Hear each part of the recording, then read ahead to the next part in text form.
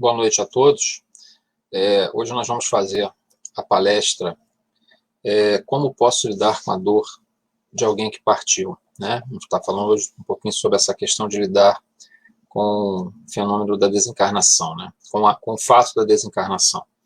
E nós vamos então fazer a nossa leitura de harmonização, vamos fazer a nossa palestra e vamos dar início, vamos fazer a nossa leitura de harmonização, fazer a nossa oração e vamos iniciar a nossa palestra.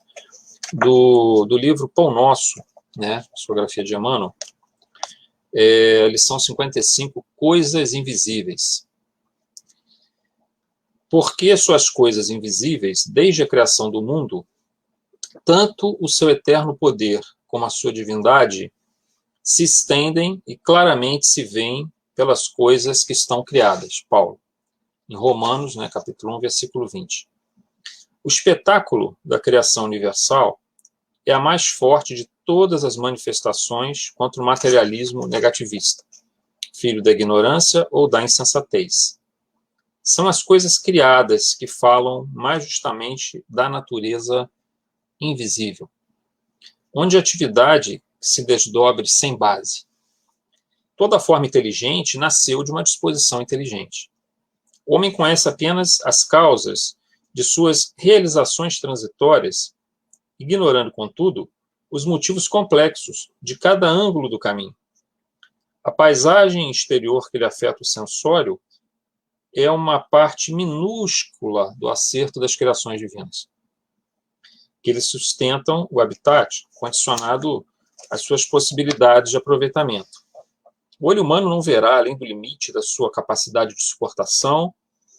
A criatura conviverá com os seres de que necessita no trabalho de elevação e receberá ambiente adequado aos seus imperativos de aperfeiçoamento e progresso. Mas que ninguém resuma a expressão vital da esfera em que respira no que os dedos mortais são suscetíveis de apalpar. Os objetos invisíveis no mundo de formas efêmeras constituem breve e transitória resultante das forças invisíveis no plano eterno.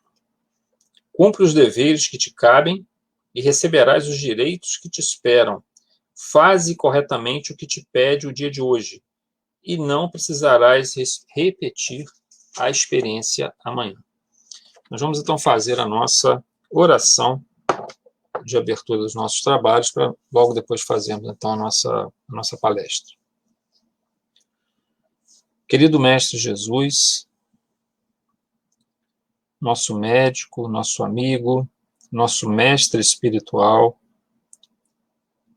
que nos tem acompanhado ao longo de milênios e milênios, como governador espiritual desse planeta,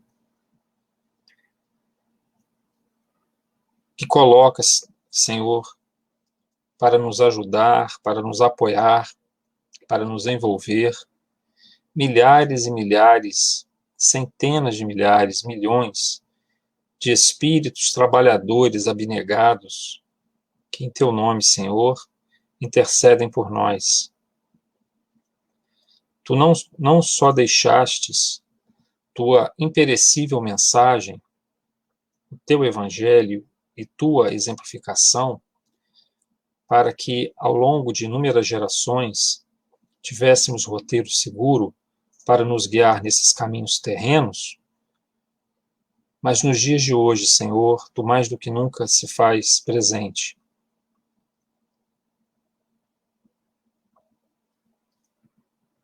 Os inúmeros amigos espirituais que em Teu nome vêm exercer a verdadeira fraternidade, o amor, a caridade, realizar as obras do Pai, as obras de Deus, trazem a nós a esperança, a fé, a confiança e a certeza de que temos um caminho seguro a seguir. Protege e ampara, querido Jesus, a todos os nossos irmãos que vêm desencarnando em grande número ao longo do ano passado até o presente momento, vítimas da pandemia, um grande trabalho sendo efetuado pela espiritualidade, de socorro, esclarecimento, de auxílio, de tratamento de todos esses irmãos que chegam ao plano espiritual, de auxílio aos encarnados que perderam algum ente querido, que eles também vêm sendo esclarecidos, mas que a doutrina espírita, Senhor, que o Evangelho sejam elementos seguros para guiar muitos irmãos na senda do bem, do fortalecimento, da fé e da esperança que precisamos ter em momentos difíceis de nossa vida, mas que são necessárias para o nosso aprendizado, para a nossa evolução. Muito obrigado, Senhor, seja conosco e nos ajude e intua no transcorrer dos trabalhos dessa noite. Muito obrigado e que assim seja.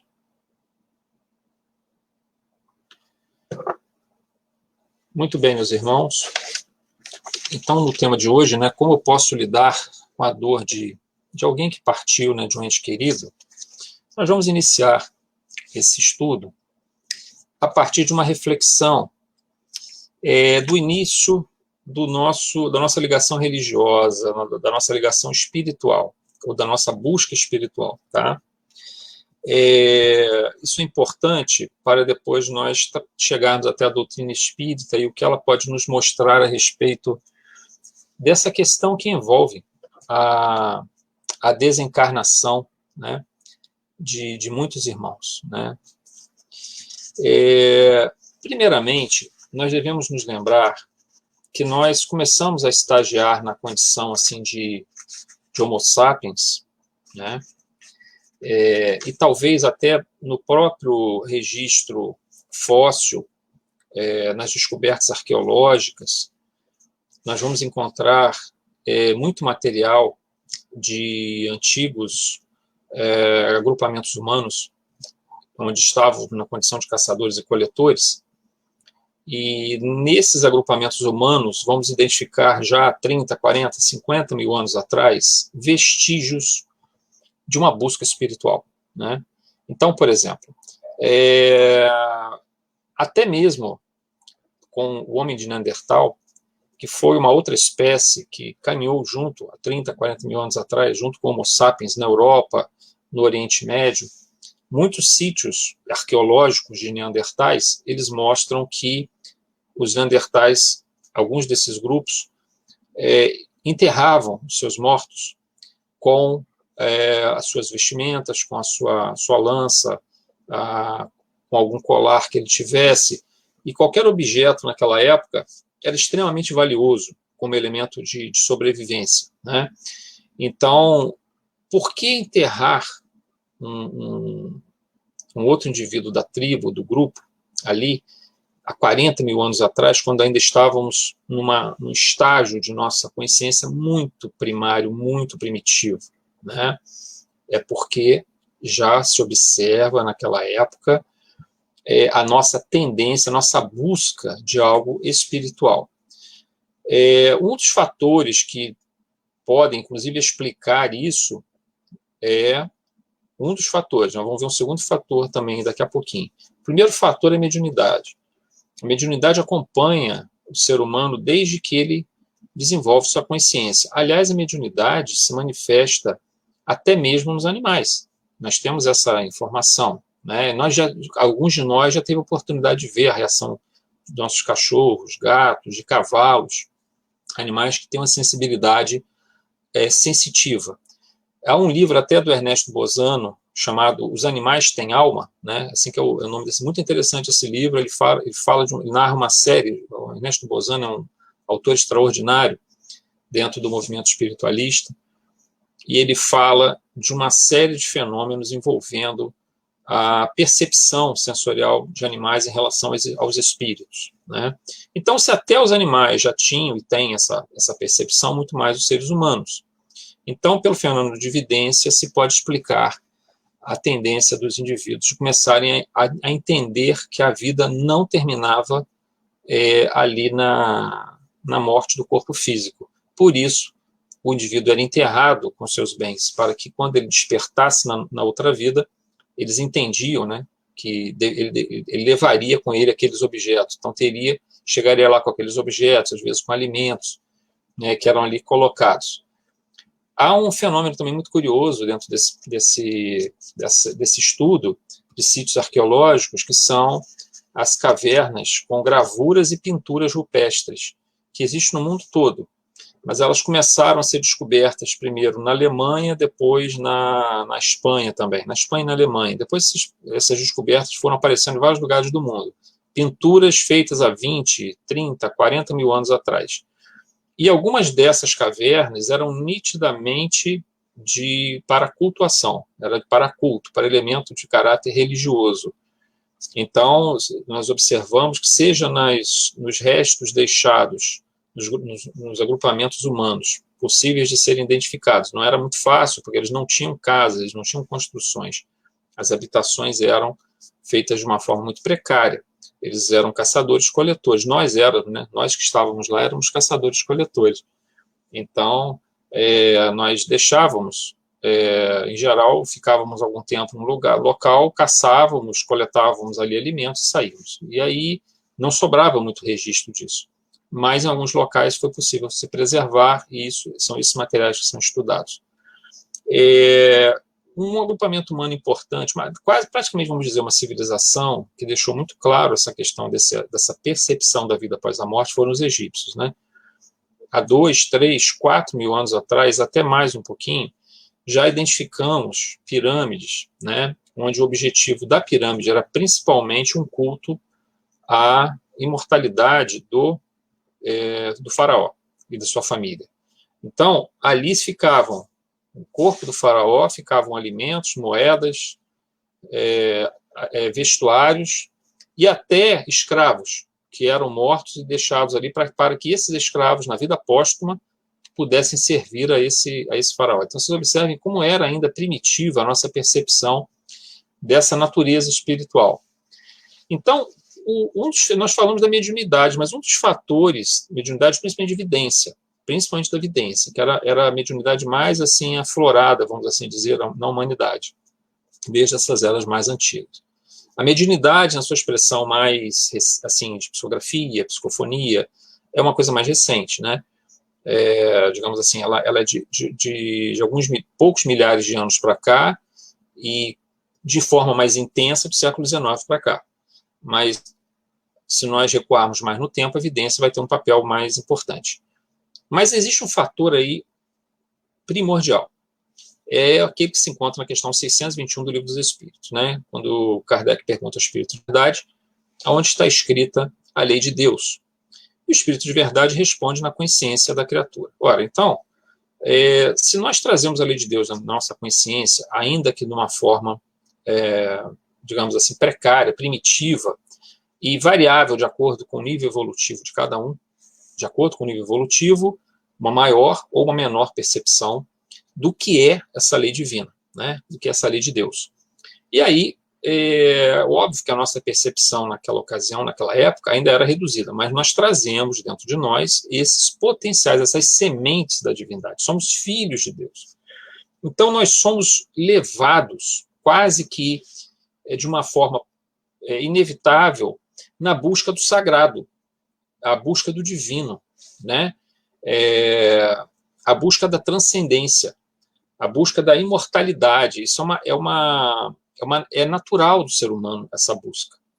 Nós podemos observar que todas as civilizações, em todas as épocas, em todos os lugares, todas tiveram o seu culto de divindade, todas tiveram a sua crença na vida após a morte. Com raríssimas exceções, vamos dar um exemplo. Os saduceus, por exemplo, na época de Jesus, eles acreditavam em Deus, mas não acreditavam numa vida póstuma do indivíduo. Então, mas isso são questões assim, muito pontuais. De uma forma, e alguns filósofos gregos, poucos, desenvolveram algumas ideias que não incorporavam um mecanismo de uma metafísica, de uma vida póstuma, né, na sua filosofia. Mas são pouquíssimos casos. De forma assim, esmagadora, toda a humanidade buscou sempre essa ligação com o espiritual. Então, vamos imaginar que nós temos dentro de nós uma força nos ligando, tentando estabelecer esse elo com o divino, com o sagrado, com a transcendência, né? É uma coisa que nos acompanha aí. Bom, aí nós vamos para uma segunda fase. Vamos pegar um período que vai de pouco mais de 1000 anos antes de Cristo até a chegada de Jesus. O que vai acontecer? Essa é a época que se estabelecem as grandes religiões. Nós já temos as grandes civilizações estabelecidas e agora vamos começar a receber as grandes religiões. Então, por exemplo, nós vamos ter, entre os hebreus, né, nós vamos ter a formação do judaísmo ao longo de mais de um milênio. Né? Nós vamos ter na Índia o brahmanismo, o hinduísmo, com inúmeras correntes filosóficas, né, que até hoje perduram, é uma região, de fato, fortemente marcada por essa presença desse pensamento espiritual, muito variado, muito diversificado. 500 e pouco antes de Cristo surge a figura de Siddhartha Gautama, e ele então traz o budismo. Um pouco antes de Siddhartha Gautama, nós temos também a figura de Lao Tse na China, que vai trazer o taoísmo. Vamos ter Zoroastro, né, que traz o zoroastrismo na Pérsia. Os filósofos gregos, destacando-se aí Pitágoras, Sócrates, Platão, trazendo também concepções religiosas importantes, né, uma visão, Pitágoras, por exemplo, e o próprio Platão também, uma visão de uma divindade no qual nós estamos imersos, nós estamos mergulhados, né, nessa divindade. E todos esses sistemas religiosos, todas as religiões, tinham uma característica. Vocês lembram que nessa primeira fase de nossa espiritualidade, que nós falamos agora há pouco, a força predominante era essa busca dessa transcendência.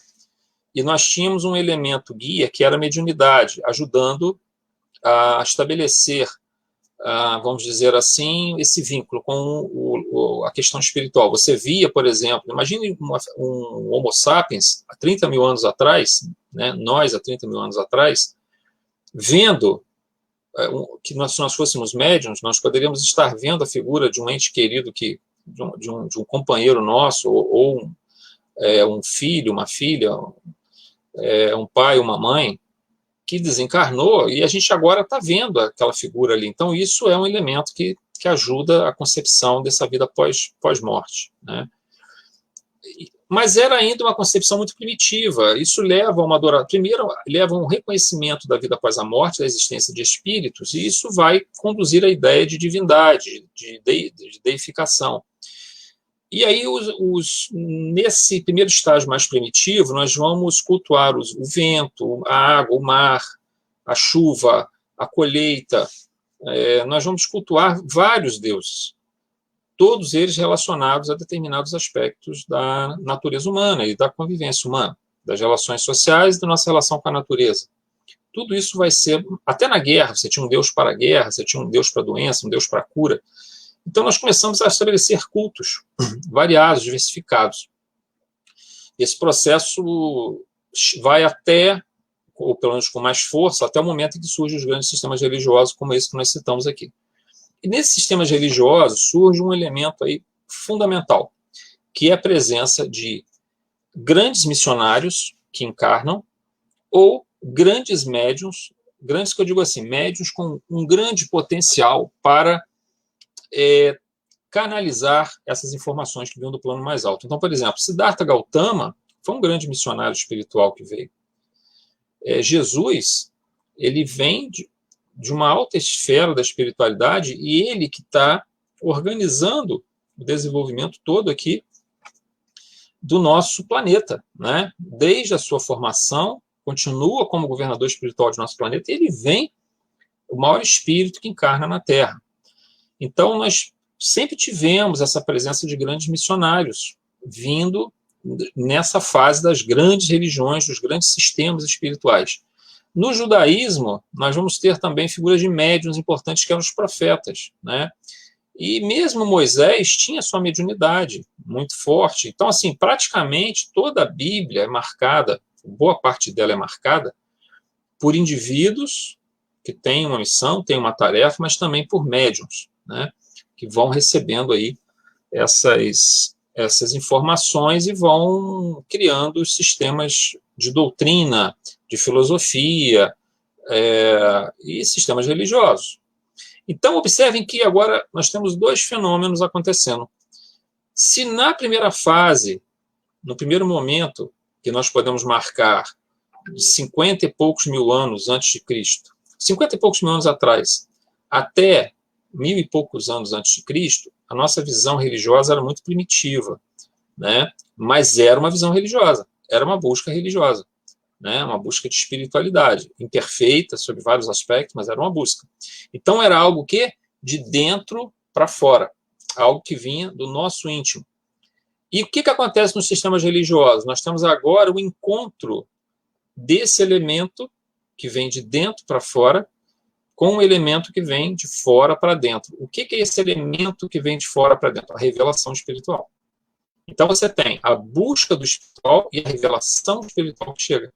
Então esse encontro é que vai produzir então os grandes sistemas religiosos e que perduram até hoje.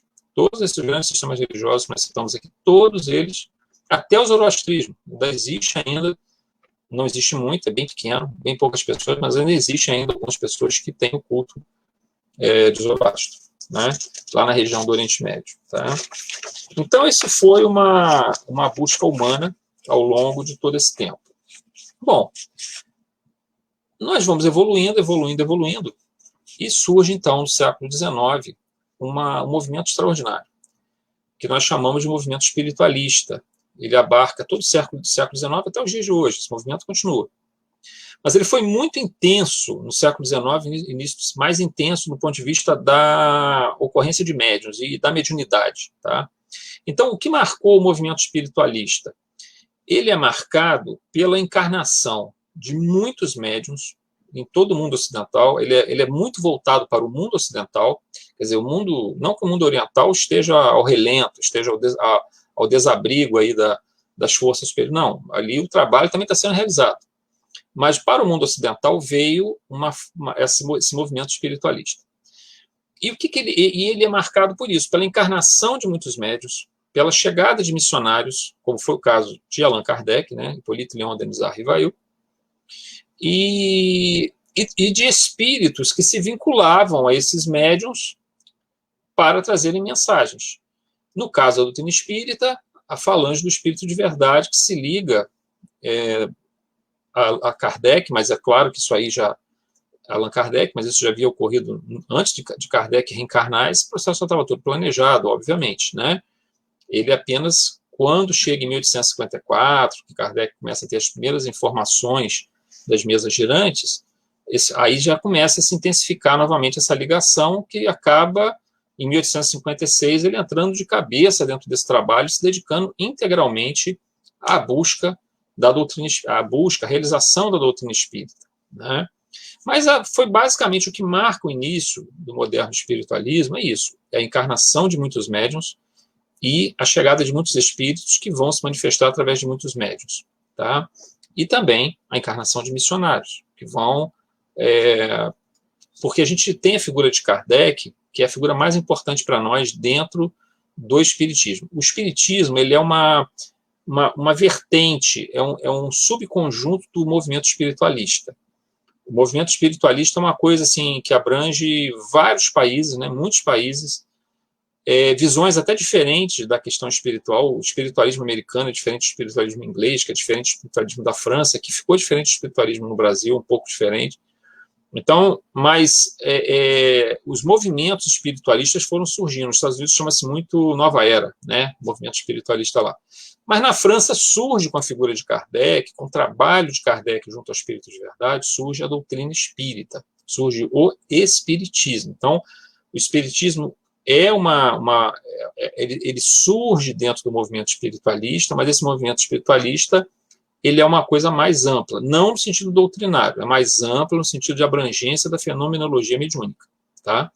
Então, o que acontece, começa a acontecer no século XIX, início do século XX, especialmente até um pouco antes da Primeira Guerra Mundial, né, quando diminui mais a ocorrência, já não tem mais tanta ocorrência desse fenômeno. Nós temos uma verdadeira, no dizer de Arthur Conan Doyle, naquele célebre livro, né, que é importante também a gente ler, porque que é a história do espiritismo, ou a história do espiritualismo, né, há duas traduções para esse livro, do termo, algumas traduções vêm como a história do espiritismo ou a história do espiritualismo. Seria mais correta a história do espiritualismo, né? Então, Arthur Conan Doyle, esse livro, ele narra todo esse fenômeno que ele chama de uma invasão organizada, né? E essa invasão organizada desses espíritos, o que ela começa a produzir inicialmente? Fenômenos de efeitos físicos. Nós precisamos ter médiuns de efeitos físicos para que esses fenômenos ocorram. Esse médium doa ectoplasma, que é um tipo de um fluido que todos nós temos, mas o médium de efeitos físicos consegue doar, liberar esse fluido em grande intensidade, e esse fluido é manipulado pelos espíritos para uma série de fenômenos que permitem manipular a matéria densa que nós convivemos com o nosso corpo físico. Ora, observem que o fenômeno de efeitos físicos ele dá início ao fenômeno das mesas girantes do século XIX, e são esses fenômenos que vão chamar a atenção das pessoas. As mesas e objetos, móveis, começam a se movimentar no ar e as pessoas não conseguem entender como é que esse fenômeno está acontecendo. E quando Kardec toma conhecimento disso, já está em andamento um processo de tipologia, que eram pancadas que ocorriam nas mesas ou nos móveis, e através de um código de número de pancadas, 5 pancadas, letra tal, 6 pancadas, letra tal. Uma pancada, vamos dar um exemplo, letra A, 2 pancadas, letra B. Então, a partir de um código, como se fosse uma espécie de código Morse, né? A partir de um código numérico, você vai estabelecendo uma letra. Então, a tipologia em si, a pancada que se ouvia, era um fenômeno de efeito físico, né? A movimentação da mesa era um fenômeno de efeito físico. Kardec, quando toma contato com isso, ele começa a estudar esse fenômeno como se fosse um fenômeno de magnetismo. Kardec estudou muito Mesmer, né? O mesmerismo, a imposição de mãos, o magnetismo. Mas aí ele vê que aquilo não é magnetismo, né? E ele vê que há uma força inteligente por trás desses fenômenos. Então, Kardec, logo, ele se desvincula um pouco do fenômeno de efeitos físicos e passa, até porque durante esse período até a elaboração do Livro dos Espíritos, em 1857, já se começa a migrar o processo para a psicografia. Ela passa pela cesto de vime, né, que se prendia um lápis ali na cesta de vime, a pessoa segurava e o cesto ia escrevendo, e depois, por fim, se coloca o lápis na mão do médium, e ele começa a escrever, começa a psicografar. Então, é muito rápido esse processo. Assim que Kardec toma contato, em 2 anos, você migra da tipologia para o fenômeno de psicografia, como nós conhecemos hoje. E aí, Kardec, depois disso, ele não se preocupa tanto mais com o estudo da fenomenologia de efeitos físicos, porque o que interessa ele agora são os fenômenos inteligentes, aquilo que esses espíritos estão tentando passar para nós encarnados, né? Então, são 2 planos de existência, e o que esses espíritos estão tentando passar para a gente? Essa foi a preocupação de Kardec e a missão dele, e ele desenvolve a doutrina. Mas voltemos agora a essa questão mediúnica. O que aconteceu no movimento espiritualista? Os espíritos começaram a fazer de tudo para demonstrarem a existência do ser após a morte. Então foi materialização de espíritos com o corpo completo utilizando o ectoplasma do médium. O exemplo célebre é de Cesare Lombroso, que foi primeiro um indivíduo que combateu muito o espiritualismo e ele não acreditava em manifestação de espíritos. Ele foi era um jurista, um estudioso italiano da questão voltada para a parte de criminologia, e ele vai, numa dessas sessões, me parece que é com Eusapia Palladino, foi uma grande médium italiana, né? Fenômenos extraordinários aconteceram com ela, na presença dela, né? E ele vai tentando descobrir onde era farsa, onde era fraude, que ele achava que havia uma fraude ali, e quem se materializa na frente do Cesare Lombroso? A mãe dele, que havia desencarnado, né, e o abraça. Então, aquilo ali acabou com ele, né? Ele desaba ali e ele passa a ser um seguidor, vamos assim dizer, né? Um indivíduo que passa a defender, então, o espiritualismo, essa crença na imortalidade da alma, né? Então, nós tivemos muitos exemplos desse tipo ao longo da história. os espíritos falavam através de cones, através de gargantas ectoplásmicas, haviam as manifestações luminosas, fenômenos de moldagem de mãos em parafina. Observe que a moldagem em parafina era feita da seguinte forma: você pegava uma parafina quente, água fria, você mergulhava a mão na parafina. Aí o que o espírito fazia? Observem bem, ele pega a região toda aqui da mão, imagina a mão aberta, tá? Você tem aqui o pulso, que é mais fino do que a região do dorso da minha mão ou da palma da minha mão, né?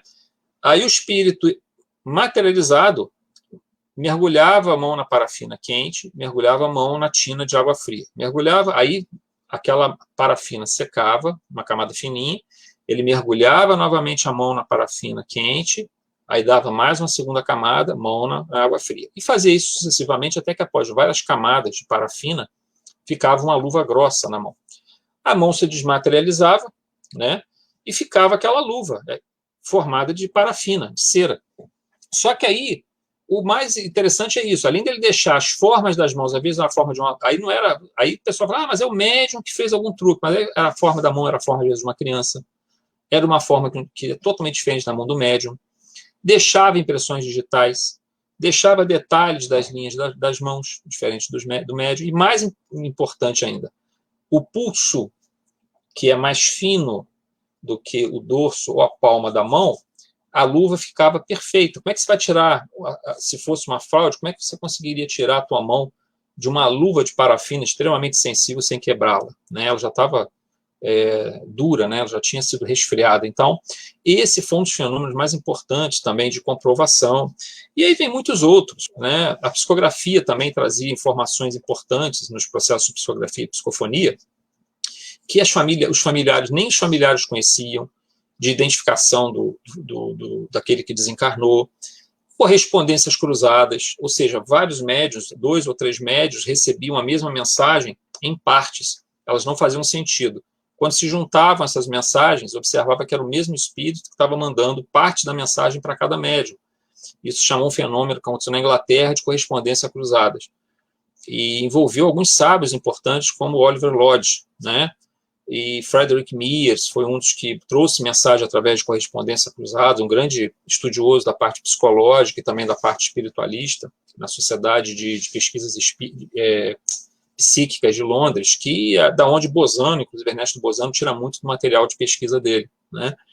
Então, assim, se nós fôssemos falar, no caso, por exemplo, do fenômeno mediúnico, nós temos o fenômeno da xenoglossia, onde o indivíduo começa a falar em idiomas que ele não conhece, idiomas perdidos, idiomas antigos, quase idiomas mortos, né? Poucas pessoas conhecem esse idioma no mundo, mas para as pessoas que conhecem o médium, sabe que ele não fala aquele idioma, ele começa a falar ou escrever naquele idioma. Então os espíritos fizeram de tudo para mostrarem, para comprovarem a sobrevivência após a desencarnação. Mas aí que entra uma questão assim importante que nós colocamos. Não adianta só a prova, né, a comprovação. É preciso também um grau de entendimento do fenômeno e do que ele traz, e principalmente da filosofia, da doutrina em si, o que ela está trazendo. Então, o fenômeno espiritualista foi muito importante porque ele trouxe para milhões de pessoas, confirmou essa questão da vida após a morte, né? Confirmou a existência de Deus, confirmou a possibilidade do espírito sobreviver, não a possibilidade, a realidade do espírito sobreviver à morte, ou seja, não existe a morte, e se comunicar com nós que ficamos aqui na Terra. Há um canal de comunicação com nós que ficamos aqui na Terra. Então, isso foi muito intenso, esse fenômeno. Ele deu, na verdade, esse fenômeno dá origem à doutrina espírita. A doutrina espírita nasce do estudo da fenomenologia mediúnica, né? Mas o movimento espiritualista como um todo foi um grande trabalho orquestrado pela espiritualidade para trazer essa comprovação. E muitas religiões, que até, principalmente igrejas cristãs, por parte da Igreja Católica houve muita resistência, desde o começo, sempre houve. E é interessante que por parte das igrejas protestantes, muitos pastores presbíteros passaram a estudar os fenômenos mediúnicos. Só mais recentemente, metade do século XX, é que começa uma proibição em relação aos estudos desses fenômenos, né? Eles eram bastante estudados no século XIX. E é curioso, né, que aí se inverteu o processo, né? Hoje nós temos uma resistência muito maior dos evangélicos, né, à fenomenologia mediúnica, eles ficam arrepiados com isso, e há muitos católicos que aceitam normalmente até a reencarnação, né? Não estou dizendo que a doutrina católica aceite, mas os católicos em si, conheço muitos, inúmeros, que aceitam a ideia de reencarnação, de comunicabilidade com os espíritos. É uma questão curiosa. E no passado havia uma perseguição maior ao espiritismo em função disso, tá? Mas o importante é nós entendermos que todos esses esforços vieram para trazer o quê? Uma comprovação da vida após a morte. Mas, como nós falamos, nem sempre isso só basta. Muitas das vezes o indivíduo vê e não aceita. Isso aconteceu na ciência um monte de vezes. O indivíduo vê, aceita, mas não transforma a vida dele em função daquilo. É preciso algo mais. E o que é esse algo mais? Bom, a doutrina espírita, ela, como nós falamos, Kardec estudou o fenômeno mediúnico 1 ano e pouco, 1 ano e meio no máximo. Depois ele voltou totalmente para a questão da parte espiritual, da filosofia que estava por trás daquilo, da revelação que estava por trás daquilo, o que os espíritos queriam nos trazer. E ele começa o desenvolvimento utilizando uma metodologia científica, que era o controle universal do ensino dos espíritos, né? Kardec chegou a usar até 10 médiuns para fazer seus trabalhos, né? E aí você vai observar que a doutrina surge como um corpo muito coerente, né? Um corpo autorreferencial. Você não consegue encontrar... ela é um corpo doutrinário muito lógico, né? Construído em bases lógicas. Por isso que a gente costuma dizer muito que a fé espírita é uma fé raciocinada, né? Quer dizer, ela não é uma fé solta em dogmas ou porque falaram isso ou aquilo, não. Há todo um encadeamento desse processo. E aí, quando você incorpora esses elementos de entendimento da doutrina, você consegue compreender essa ideia de vida após a morte, né? E, às vezes, você nunca viu um fenômeno mediúnico, você nunca recebeu uma comunicação, nunca teve uma evidência de um espírito, nada, né? Quase todos nós já tivemos, em algum momento das nossas vidas, algum fenômeno relacionado a isso. Mas pode acontecer de você não ter. E você vai ver um livro espírita e vai se deixar levar por aquilo de uma maneira, como ocorreu, por exemplo, com Eurípides Barçanufo, quando vai ler Leon Denis. Ele era católico, até onde nós sabemos, não há relatos de fenomenologia mediúnica, pelo menos ele não, se houvesse, ele não interpretava dessa forma, e quando ele lê Leon Denis, ele praticamente se converte ao espiritismo ali naquele momento, né? Não precisou ter uma prova de manifestação mediúnica, então a gente tem que tomar um certo cuidado com isso. Essa fase do espiritismo, que surge a partir do movimento espiritualista, ele vai crescendo de intensidade, vem para o Brasil, e no Brasil nós vamos ter uma figura. Aliás, temos duas figuras que se destacam, mas assim, tem muitos médiuns, né? Mas duas figuras em especial têm um trabalho muito importante. Um deles é o Francisco Cândido Xavier e o outro é o nosso irmão Divaldo Pereira Franco, né? E existem dentro dos inúmeros espíritos que se comunicaram por esses dois médiuns, dois espíritos em especial que trouxeram um grau de minúcia do plano espiritual muito grande. No caso de Chico Xavier, foi o espírito de André Luiz e a série Nosso Lar. E no caso do Divaldo Pereira Franco, a figura de Manuel Filomeno de Miranda, que continua ainda trazendo psicografias, né? Mas o trabalho de Manuel Filomeno na década de 70 é um trabalho extraordinário no campo do estudo dos problemas psicológicos, dos espíritos, dos espíritos. Os problemas envolvendo obsessão, desobsessão, loucura espiritual, e o que serve de uma forma de diagnóstico para nós espíritas, que trabalhamos nas casas espíritas, muito importante, e, aliás, não importante, extraordinariamente importante, né? Eu diria até que hoje seria quase uma necessidade que os grupos mediúnicos relacionados ao trabalho de desobsessão estudem Manuel Filomeno, pelo menos uma parte, que seja, pelo menos uma parte, mas o ideal seria estudar toda a obra de Manuel Filomeno, pela importância que traz na identificação de inúmeros problemas que os espíritos nos relatam. não é nada novo. Se a gente pegar Céu e Inferno, uma das obras da codificação de Kardec, nós vamos ver os relatos dos espíritos nas suas diferentes condições após a desencarnação. Ali, a abrangência, ela é uma abrangência psicológica, né, da psicologia do espírito, mas não há uma abrangência do ambiente onde o espírito está, e nem um delineamento muito assim minucioso de como se dão essas interações entre encarnados e desencarnados, né? E também não há um estudo psicológico muito aprofundado. Era aquilo que dava para trazer para nós no século XIX. Quando a gente vai pegar uma obra do Manuel Filomeno, por exemplo, esse estudo da psicologia do espírito e das suas dificuldades que às vezes ele passa, e como nós devemos nos comportar diante disso, enriquece demais, traz mais material, muito material ainda para a doutrina espírita. E com o André Luiz nós temos um grau de minúcia do mundo espiritual muito importante. Por que nós estamos falando isso? Porque o movimento espiritualista, o movimento espírita no Brasil, com essa grande quantidade de informações que vieram, através de Ivone Pereira também, do que acontecia no plano espiritual, as colônias espirituais, as regiões do umbral, os postos de socorro na espiritualidade, os trabalhos que a espiritualidade realiza nas casas espíritas, em todos os locais, em todas as igrejas, em todos os locais onde há um trabalho sendo realizado para o bem, nos hospitais, nos asilos, nos manicômios, nos presídios, em todos os locais não falta assistência espiritual, né? E aí nós começamos a ter contato com essas minúcias. Então, agora nós temos, vejam bem, quando nós vamos lá atrás e comentamos aquilo que nós falamos, nós temos um desejo de transcendência e uma revelação que nos chega. Então, é o encontro da transcendência com essa revelação espiritual. Só que essa revelação está ficando mais rica, ela está enriquecendo. Ela trouxe provas dessa existência dos espíritos, da imortalidade dos espíritos, mas ela traz mais. Ela mostra como esses espíritos vivem no plano espiritual, como eles se relacionam conosco, como eles se relacionam entre si, como eles se comunicam conosco, né? Como eles interferem nas nossas vidas e como nós interferimos nas vidas deles.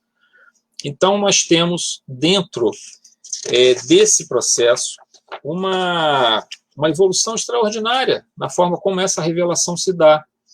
E aí nós começamos a observar que, diante de tudo que a doutrina espírita nos tem trazido, a nossa postura diante da vida precisa mudar. Então, aquilo que Kardec colocou lá no século XIX, conhece-se o verdadeiro espírita, pelos esforços que faz para dominar suas más tendências, suas más inclinações, e pela sua transformação moral. Pela transformação que se está o quê? Operando. Então, o espírita, ele é um indivíduo que está trabalhando para se melhorar, né? Está tentando se melhorar, tentando se transformar. Então, o reconhecimento do verdadeiro espírita se faz pelo esforço que ele está fazendo. Não é porque ele se transformou, ele virou santo, não é nada disso. É porque ele está numa busca de melhorar esse nível de transcendência que nós já trazemos como uma semente lá do passado. Essa semente está se desenvolvendo, né? Tá ganhando força, está ficando mais consistente, né? E cada vez nós vamos compreendendo melhor. Ora, isso nos força a uma mudança de paradigma, a uma forma diferente de ver a vida. Nós não podemos mais ver a vida quando nós temos contato com a doutrina espírita e com todas essas filosofias espiritualistas também. Não há nenhum problema nós estarmos estudando. Eu, particularmente, gosto muito de estudar outras doutrinas espiritualistas, filosofias espiritualistas, apesar de a doutrina espírita ser realmente o meu rumo, né? A minha base, é o meu esteio, a estrutura onde me baseio é a doutrina espírita, mas eu acho que todas essas revelações trazem, de alguma forma, mecanismos interessantes para nós traçarmos comparações. Eu gosto muito de trazer comparações de certas revelações do budismo com o espiritismo. Quando nós vamos estudar Jesus, por exemplo, o Evangelho, nós precisamos ter um conhecimento de Antigo Testamento, de alguns dos principais profetas, pelo menos alguns deles que foram muito importantes, como Elias, principalmente como Isaías, porque eles vão trazer um entendimento da ambiência em que Jesus viveu, isso vai nos trazer um entendimento interessante. Então, eu particularmente tenho uma ligação com esses estudos do judaísmo, com o Talmud. Eles trazem formas muito interessantes do desenvolvimento dessas ideias de Deus. Tudo isso vai agregando valores, né? Mas é claro que o nosso caminho aqui se faz dentro da doutrina espírita. E dentro desse conceito da doutrina espírita e dessa busca de um novo significado para a nossa vida, nós precisamos começar a mudar. E aí surge uma certa dor, uma certa dificuldade, porque essa mudança implica sair de uma zona de conforto e entrar numa zona de conflito, né? Porque eu estou vivendo a minha vida de uma determinada maneira, agora eu tenho que me desapegar um pouco dos bens materiais, me desapegar das ligações afetivas extremas e egoísticas e começar a imaginar que eu estou aqui temporariamente passando pela Terra. Ora, quando nós começamos a ter essa visão mais assim, universalista e uma visão mais transcendente, a nossa percepção, e aí nós entramos agora no ponto-chave da nossa palestra, que é como lidar com a dor de alguém que partiu, nós temos que entender que esse indivíduo que parte para o outro plano, ele não desaparece, ele não some, ele não vai para o limbo, para o nada. Ele continua um espírito que guarda essas da sua última encarnação aqui na Terra, muito nítidas, muito fortes, se encontra no plano espiritual e vamos vendo através da ampla literatura mediúnica, especial e enriquecida, toda a doutrina espírita, desde Kardec e agora enriquecida por todo esse material trazido. Eu destaco a figura de André Luiz por conta, e não foi só André Luiz, a obra foi, toda a série, né, Nosso Lar, ela foi, digamos assim, supervisionada por vários espíritos. Para dar um exemplo, no livro Missionários da Luz, no capítulo 13, quando nós temos ali a reencarnação de Segismundo, nós temos a informação, através da Sueli Caldas e Schubert, num dos livros que ela escreve, chamado Testemunhos de Chico Xavier, ela, numa das correspondências do Chico com a Federação Espírita Brasileira, ele diz o seguinte, que num dado momento da psicografia do capítulo 13, quando tratava da reencarnação de Segismundo, a obra é paralisada, a psicografia, porque era preciso que os espíritos que estavam coordenando aquele trabalho, entre eles Emmanuel e Bezerra de Menezes, olhassem o material que estava sendo trazido, se estava indo além do que podia ser trazido, se era para... Porque a gente observa nesse capítulo sobre reencarnação que ele é muito minucioso, né? Traz uma quantidade de informação extraordinária sobre o processo reencarnatório. Estamos falando de um capítulo de uma obra no meio de muitas outras, todas elas muito abrangentes, né? Muito importantes. Então, vocês observam a quantidade de informação, de consolo, de esclarecimento, de esperança que nos é proporcionado pelos espíritos. Então, eles param esse capítulo para estudar, para ver se dá para continuar, e depois o trabalho continua, e talvez tenham refeito assim, a forma daquilo que André Luiz estava fazendo, a quantidade de informações que ele estava passando. Então, vocês observarem, então, que no caso, por exemplo, quando a gente fala André Luiz, nós estamos falando só dele, não, estamos falando que o processo, ele é o espírito principal que está ali, junto com Chico Xavier, para trazer informação, mas ele está também cercado por outros espíritos que estão orientando dentro dessa tarefa. E quando a gente vê essas minúcias do processo do plano espiritual, o espírito trabalha, o espírito estuda, né? Ele vem nos visitar, podemos nos encontrar com os entes queridos que partiram em sonho, nós podemos nos comunicar com eles por via mediúnica, podemos nos comunicar por ele por via intuitiva. E, às vezes, não nos é dado a possibilidade, pelo menos não de guardar conscientemente, uma visita espiritual que tivemos. É curioso isso, eu acho que todos nós já passamos por alguma experiência desse tipo, que às vezes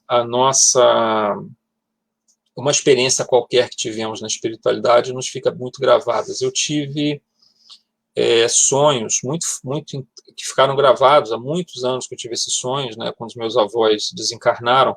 Primeiro foi minha avó paterna, depois o meu avô materno e minha avó materna.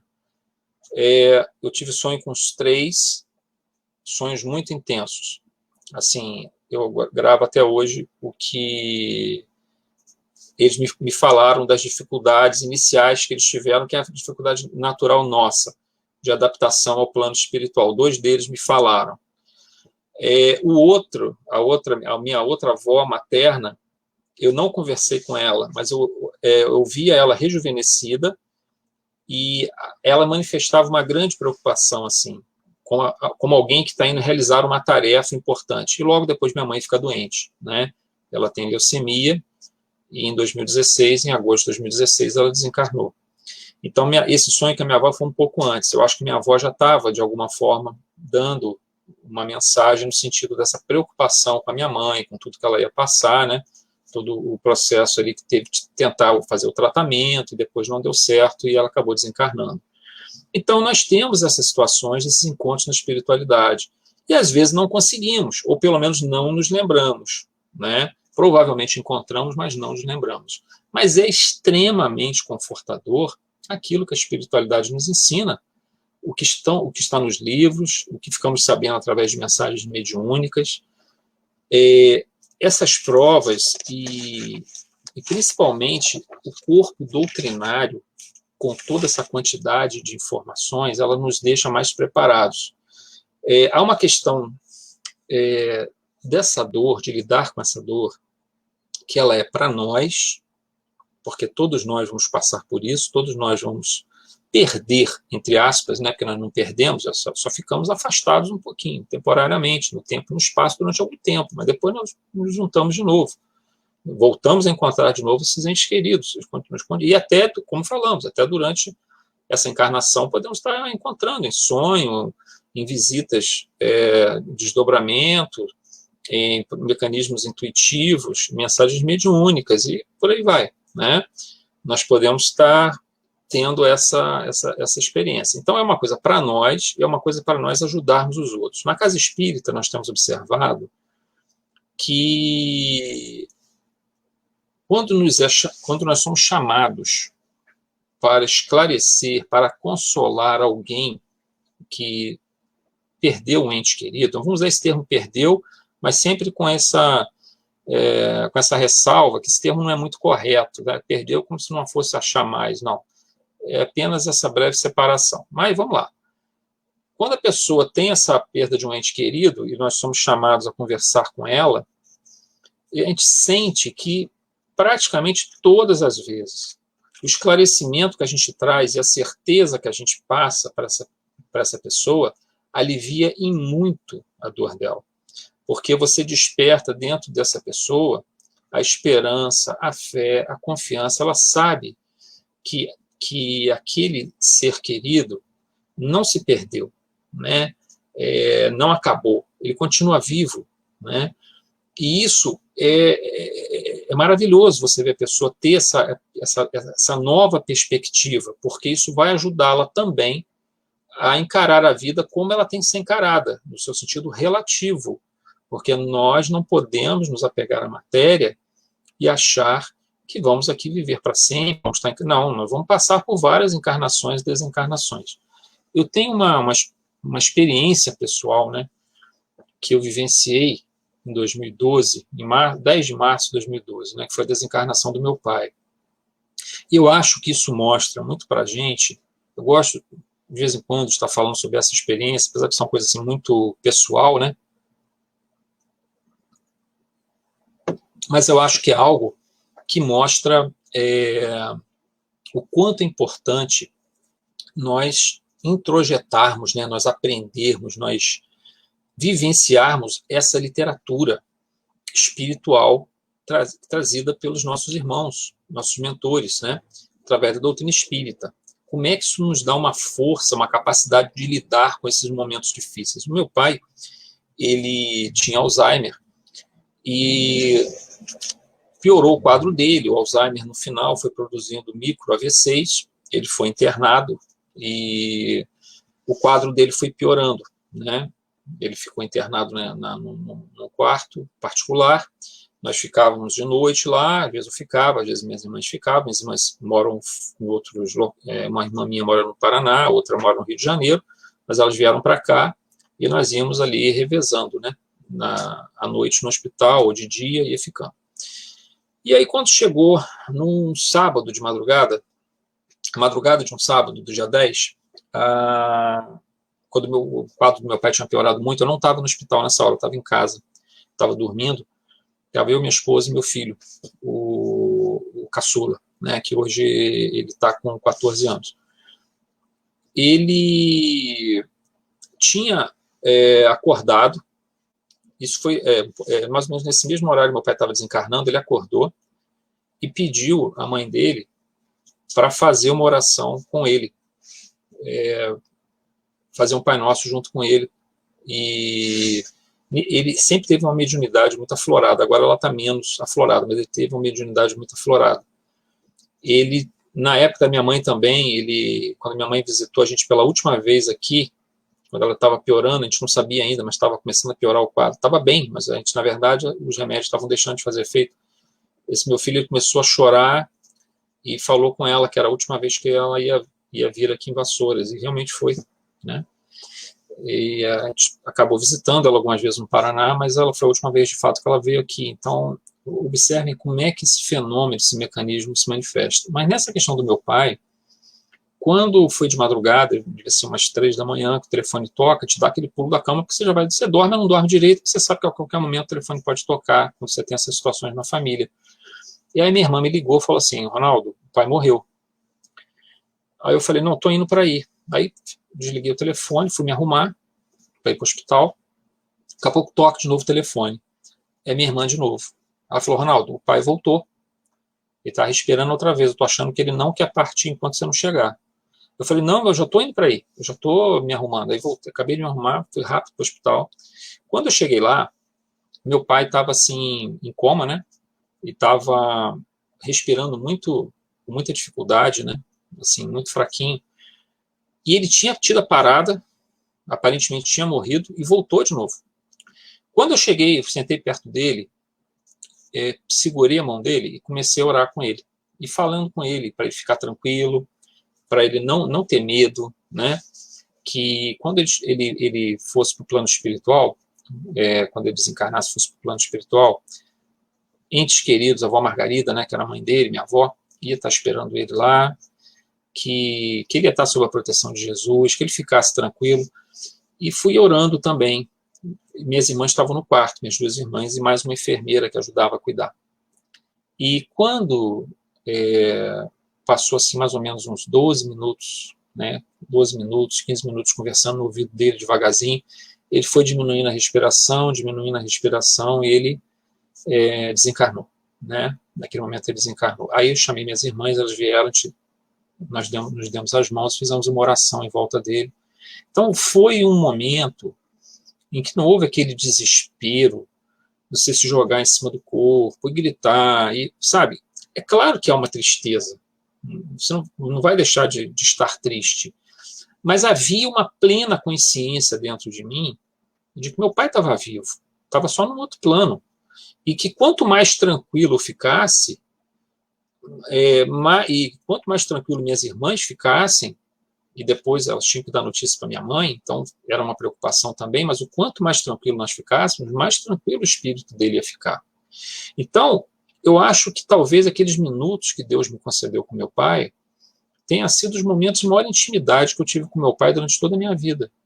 Aqueles 12 minutos, 15 minutos ali com ele. Acho que eu nunca tive tão próximo dele quanto naqueles 15 minutos que precederam a desencarnação dele. Então eu não vi a desencarnação dele como uma tragédia, uma necessidade do processo evolutivo. Ele precisava desencarnar para ir para o plano espiritual, para daqui a pouco encarnar de novo. E nós vamos nos reencontrar. Então, a desencarnação, a sobrevivência após a morte, para mim, não é uma questão de fé. Eu entendo até que algumas pessoas vejam como uma fé. Para mim, a sobrevivência do espírito, a imortalidade do espírito é uma certeza. É uma certeza. É uma certeza como amanhã, de manhã cedo, o sol vai nascer de novo. É uma certeza como se eu jogar um objeto, a gravidade vai puxá-lo. Não tem uma questão de fé, é uma questão de certeza. Então, quando a gente consegue ter isso, e isso eu devo muito à doutrina espírita, muito à doutrina espírita, nós não só conseguimos curar em muito, não vou dizer que cure totalmente a dor, claro que vai ter uma certa dor, é claro que vai ficar uma saudade, mas não é aquela dor excruciante, desesperadora, até porque você tem a consciência de que precisa estar orando e se mantendo tranquilo para que o espírito fique tranquilo no plano espiritual e siga o seu caminho, né? E quando você consegue ter essa tranquilidade que a doutrina espírita te traz, você também passa essa tranquilidade para as pessoas e ajuda elas também a superarem a sua própria dor. Então, observem, nós temos um conjunto de duas coisas. Lidar com essa dor de alguém que partiu é algo que vai aliviar a nossa dor, que vai dar uma outra perspectiva, uma outra visão de como as coisas, do que nós estamos fazendo aqui, né? Qual a nossa verdadeira missão aqui na Terra, nossa verdadeira tarefa, nossas verdadeiras obrigações aqui na Terra, mas também vai nos ajudar a consolar, ajudar outras pessoas, principalmente nós que estamos vinculados a casas espíritas. O tempo todo nós estamos lidando com isso.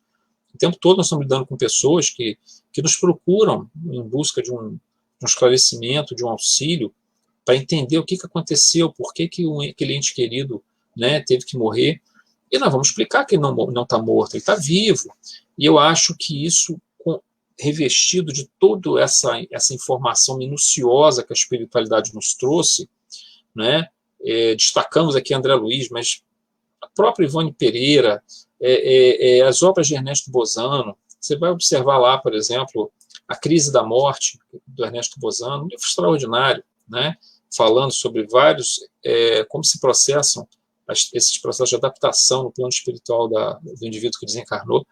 Então, assim, nós temos um amplo material de meditação, de reflexão, que nos ajuda a ter uma visão diferente do mundo, do nosso papel no mundo, para nos ajudar e ajudar as pessoas. Então, nós que viemos desde aquelas épocas remotas, onde nós estávamos cultuando o vento, cultuando a chuva, cultuando a tempestade, nós começamos agora a ter uma visão mais abrangente, mais evoluída, vamos dizer assim, que ainda nem é o meio do caminho, nós estamos ainda muito atrasados espiritualmente, mas já bem mais avançados em relação àquela forma primitiva de culto que nós trazíamos, mas que era um afloramento dessa busca espiritual que todos nós temos. E hoje nós temos todo esse cabedal, através da doutrina espírita, que nos ajuda muito, principalmente no entendimento desse momento, dessa época hoje que nós estamos passando aqui, especialmente no momento da pandemia, com muitas desencarnações, com muitos conhecidos, amigos, entes queridos que desencarnaram e que nós, de alguma forma, estamos sempre orando por eles, né?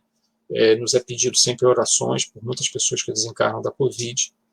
E eu acho que nesse momento nós temos que ter essa paz, essa tranquilidade para nós e para passarmos para as outras pessoas. Então, essa mensagem que nós gostaríamos de deixar, quer dizer, lidar com a dor de um ente que partiu, é isso, é a mudança da nossa visão, do nosso papel, do que nós estamos fazendo aqui na Terra, à luz da doutrina espírita.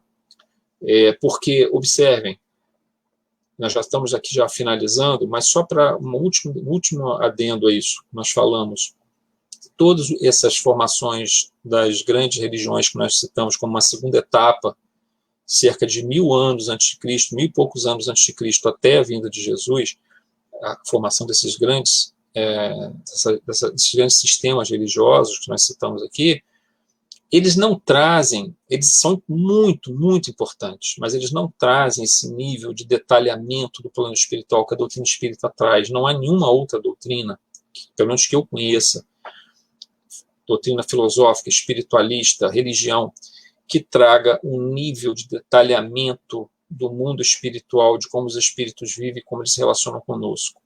Então, isso nos traz uma riqueza de sabedorias desses espíritos que vêm nos ceder isso com muito amor e nos desperta um profundo sentimento de esperança, de fé, de consolo, de esclarecimento, e isso nós vamos conseguir lidar com essas crises que surgem quando ocorrem essas desencarnações de entes queridos ou de pessoas de seus entes queridos, nos quais nós somos chamados, então, também a levar uma palavra de esclarecimento.